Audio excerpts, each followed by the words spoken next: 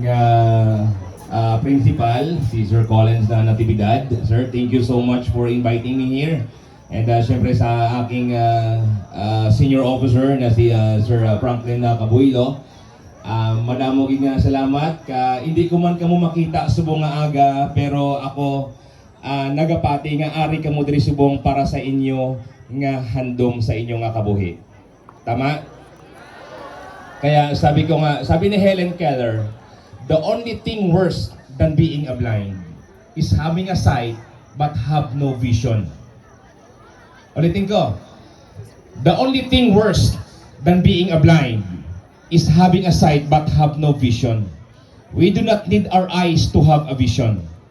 Our eyes is just proactive part of our imagination to help us to think, to help us to solve that particular problem.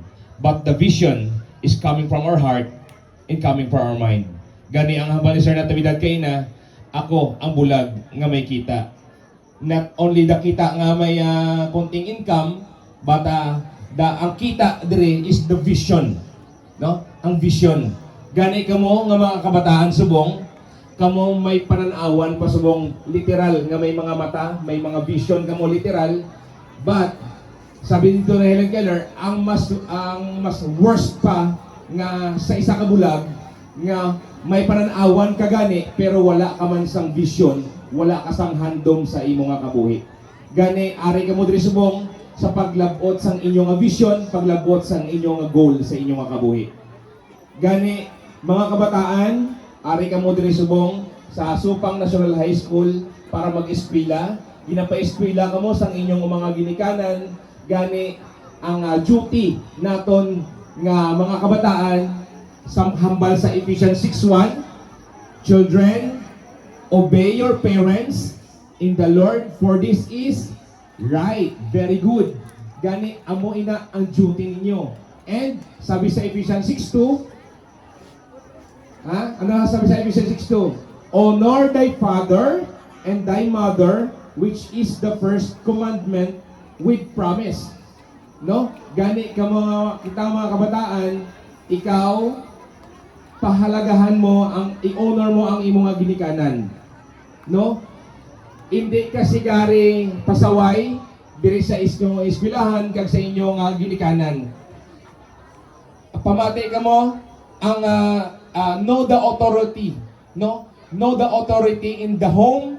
Halin pa lang sa inyong balay, halin pa lang sa balay ninyo, know the authority in the home. Sino ang authority sa inyong balay? Nanay, tatay?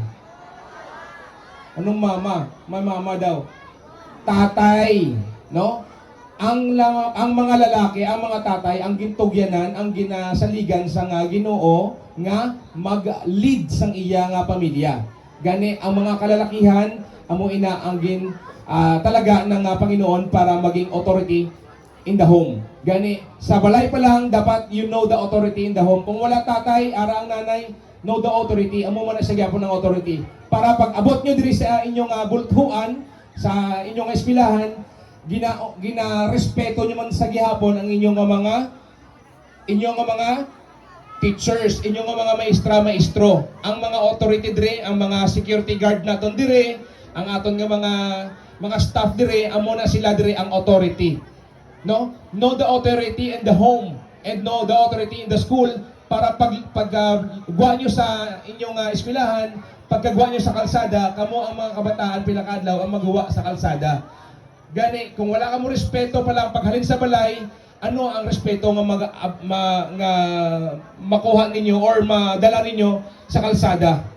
Kaya sa balay pa lang, know the authority para hasta maglabot sa presidente naton kung sino ang mga authority, mga leaders naton sa aton nga pungsod, ginarespeto naton ina. Because that is biblical. Okay? Kag, mga kabataan pamati, nabatian nyo bala? Pamati, nabatian nyo bala ang issue dito sa Tacloban? May gintiro ang mga estudyante dito. High school na to 16 years old. Grade 9 student. No? Ano ang rason sa to? Kay wala siya sang disiplina sang iya kaugalingon. No, all other basin may problema sa iyang nga panimalay.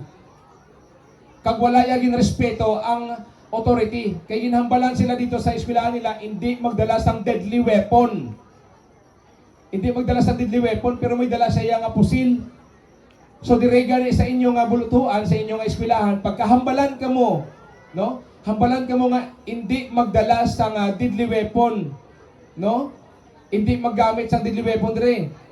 Pero nagdala ka mo gihapon. So wala sang respeto dito sa mga authority nga gin-assign diri sa para sa inyo.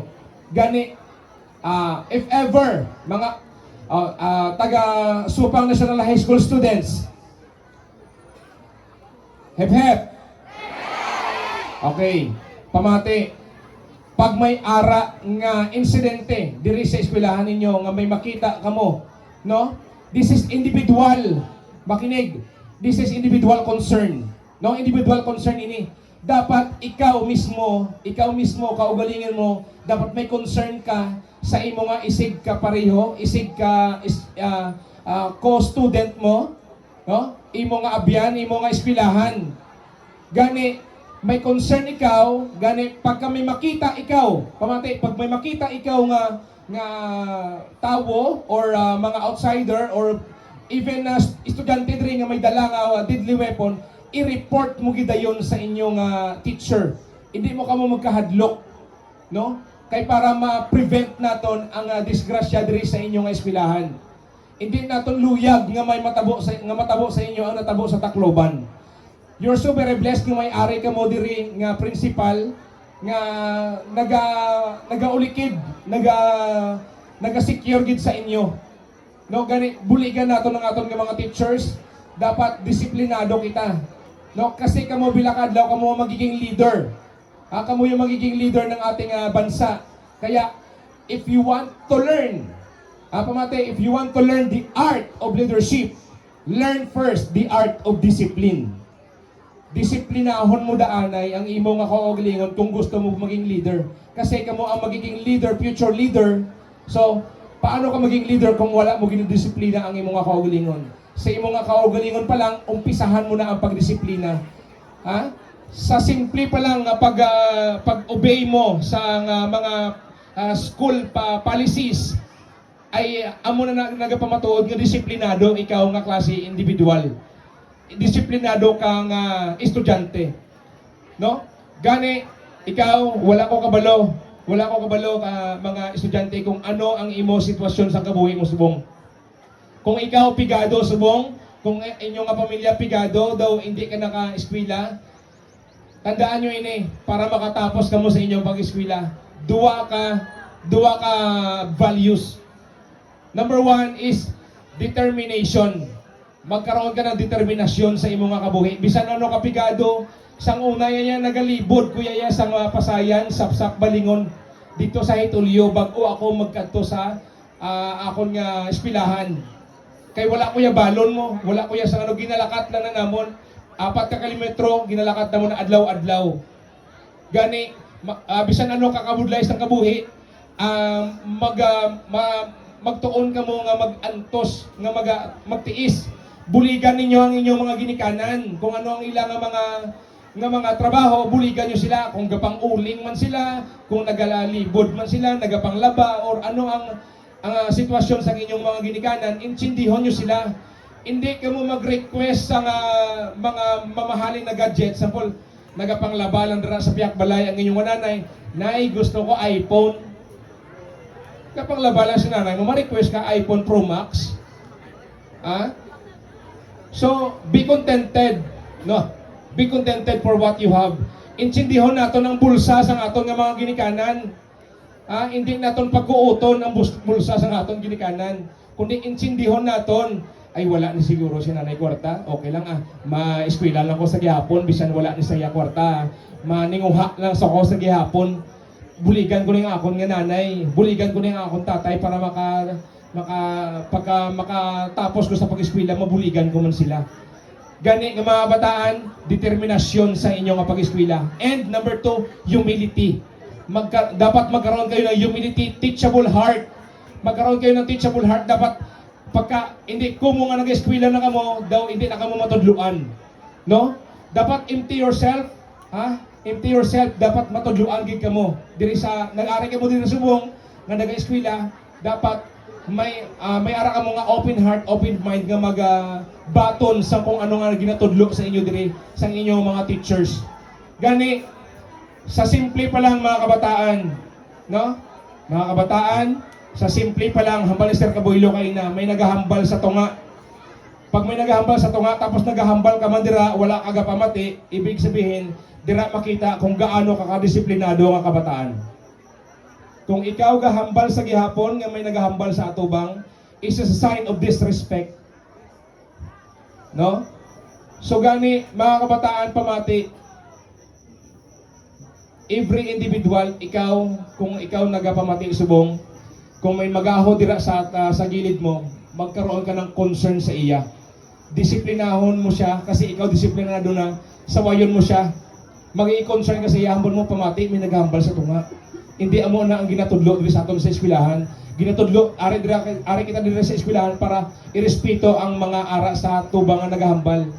Kay kung ikaw gahambal dira, kang nagahambal man diri, paano kung ikaw ang ari diri? Kung ari ikaw diri tapos wala may nagapamati sa imo. No? Ako wala ka mo ginano bata. It is is a sign of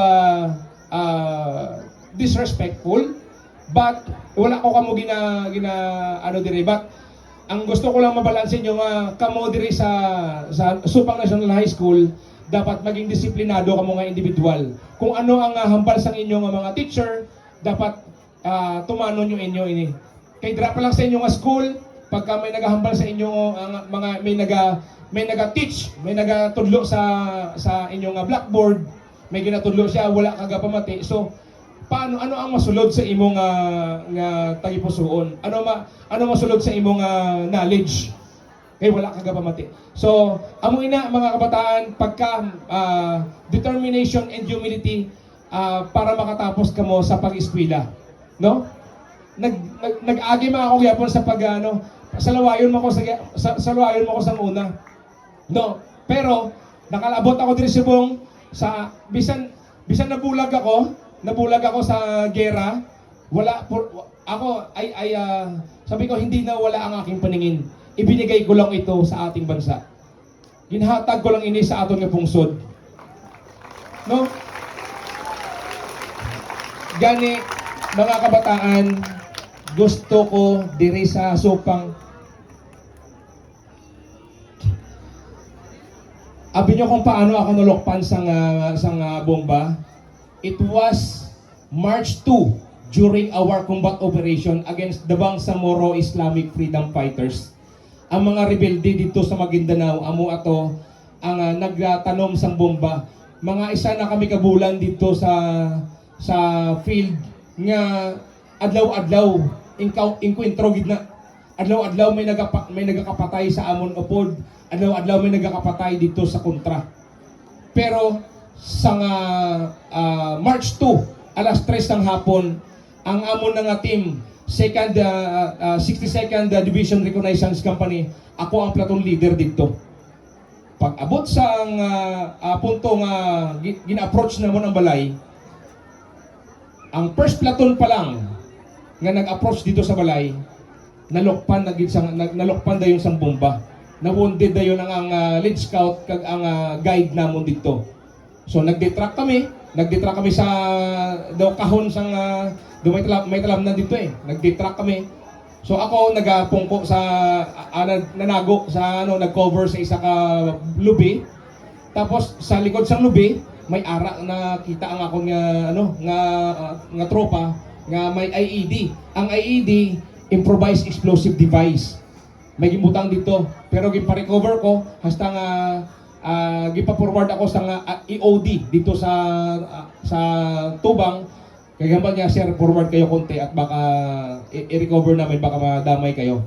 Sabi ko okay. Nung mga 1 meter sa harap namin, merong mga graba kasi may ginaayag ang mga balas.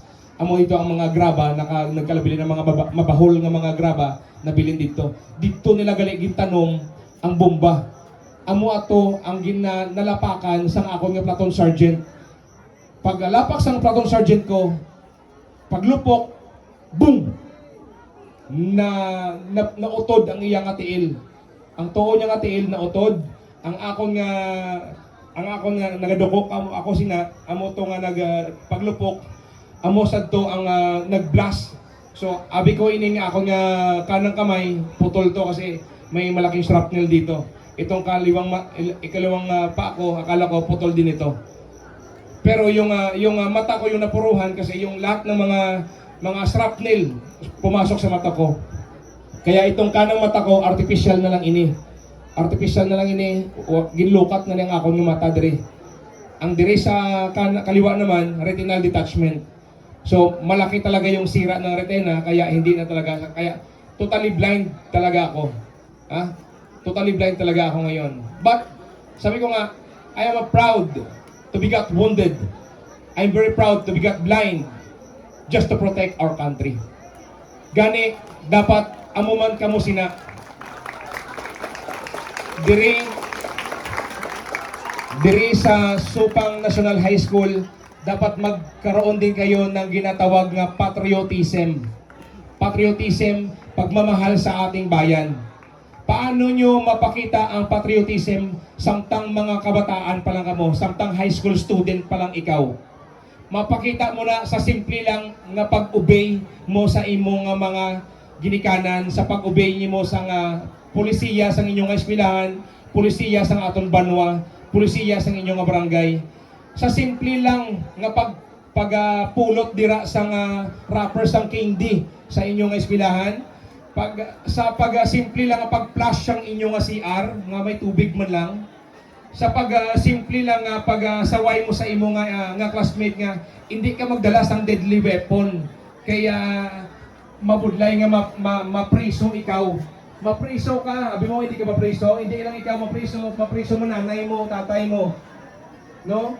So, namin pala na pagka ginapeskwila ka sa nanay mo, makatuwa ka dito sa DSWD, dito ka sa prisuhan, maperwisyo pang inyong mga ginikanan. So, gipadala ka mo sa inyong mga ginikanan diri para mag-eskwela, para magtuon, hindi para mag-boyfriend, girlfriend. Ha? Mga kabataan, bisan amo na lang ini ang makuha niyo subong sa akon nga aga. Magkaroon kayo ng standard sa buhay niyo, sa sarili niyo.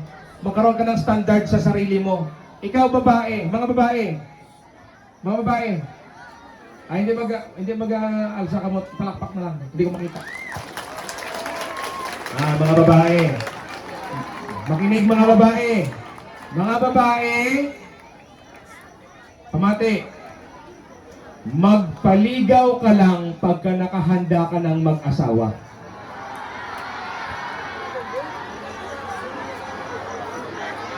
Paano ni Sir kay Camina? Hindi ka 16 years old kung ano yung mga edad subong, hindi ka pa naman siguro mamana subong? So, magkaroon ka ng standard sa sarili mo. Magkaroon ka ng standard sa sarili mo. Ha? Magpaligaw ka lang pagka nakahanda ka ng mag-asawa. Protect your purity. Protect your virginity. Okay? Mga kabataan, isa na ang mga kababaihan, amo na ang himuon mga standard sa kabuhi mo. 25 years old ka, amo ka na kung nakahanda ka ng mag-asawa, ibig sabihin, may trabaho ka na, handa ka na mag-asawa. Amo na ang standard mo. Hindi mo pagkabalon nga, inspirasyon mo lang na. Okay? So amo ay nasa mga kababaihan. Mga kalalakihan, abi nyo kung luwas na kamo? Abi nyo kung luwas kamo? Mga lalaki, palakpak!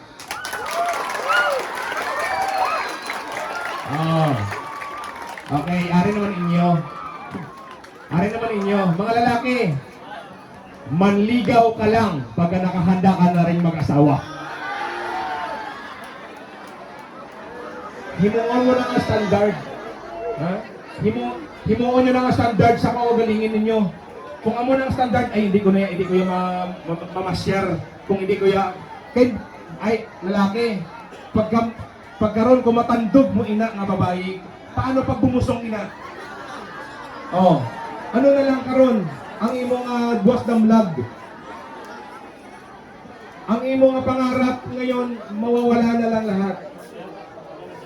No? Ari mga lalaki diyo. Mga lalaki palakpak, Ben. Nara ka mo ganito. Oh, mga lalaki, amo ng standard. Hindi, totoo. Ito yung standard na gagawin nyo sa buhay ninyo. Manligaw ka lang pag nakahanda ka ng mag-asawa. Okay? Kasi, yan din yung sasabihin mo balang araw sa mga anak mo. Ha? May generation ka mo, amo na ang pilakadlaw, hambalon mo naman sa mga kabataan mo. Okay? Okay, so may nakuha ka mo sa mga aga? Okay. So, dapat magkaroon ka ng patuloy sa pagmamahal sa ating bansa. Kahit anong mangyari, tapusin mo yung pag-aaral mo, kahit ano yung sitwasyon ng buhay mo. Kahit gaano man kadilim ang maging sitwasyon ng buhay mo sa pag-aaral mo, tapusin mo kung ano yung inumpisahan mo. Ang Panginoon ang tutulong sa iyo. Okay? God, have a God-fearing. Because fear of the Lord is the beginning of wisdom and knowledge. Panginoon lang yan. Kung wala ka na, like for example, kung quitting ka na, mga kabataan, quit on quitting. Quit on quitting. Sabihin nyo yan. Ready? Quit on quitting. Quitters never win. And winners never quit.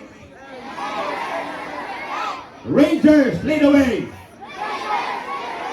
But God make way out of no way. Maraming salamat po. To God be the glory. Salamat kay Sir Jerome. At least, nabatian niyo na ang encouragement. Kung paano si Sir nabulag. Kung gabi ko magtulog si Sir, dulom. Magbugtaw ka Sir kung agano gani? Dulom Japon.